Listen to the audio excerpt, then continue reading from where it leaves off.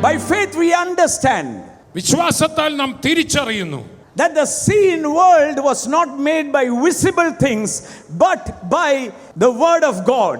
ദൈവവചനം പറയുന്നു ഈ കാണുന്ന ലോകം ദൃശ്യമായതിൽ നിന്നുണ്ടായതല്ല, അദൃശ്യമായത് അവിടുത്തെ വായിൽ നിന്ന് പുറപ്പെട്ട വചനത്താൽ ഈ കാണുന്നത് മുഴുവൻ ഉണ്ടായി. That is why Jesus said, man shall not live by bread alone but by every word that proceeds out of the mouth of God, meaning to say live on today's rhema, not on yesterday's rhema. അതുകൊണ്ടാണ് കർത്താവ് പറഞ്ഞത് മനുഷ്യൻ അപ്പം കൊണ്ട് മാത്രമല്ല ദൈവത്തിന്റെ വായിൽ നിന്ന് പുറപ്പെടുന്ന വചനം കൊണ്ട് ജീവിക്കുന്നു എന്ന് പറഞ്ഞാൽ ഇന്നലത്തെ വചനമല്ല, അന്നന്നത്തേക്ക് വേണ്ട വചനം, അന്നന്നേക്ക് വേണ്ട റീമ വേർഡ്, ആ വെളിപ്പാടിന്റെ വചനം, അതിന്മേൽ എൻ്റെ വിശ്വാസികൾ ജീവിക്കും. ഇത് ഞാൻ പറഞ്ഞുകൊണ്ടിരിക്കുമ്പോൾ ഞാൻ കേൾക്കുന്നത് കഴിഞ്ഞ വർഷങ്ങളുടെ മുഴുവൻ ദൂതും ഇന്ന് പകൽ ആമേൻ പറഞ്ഞാൽ അത് ആക്സലറേറ്റ്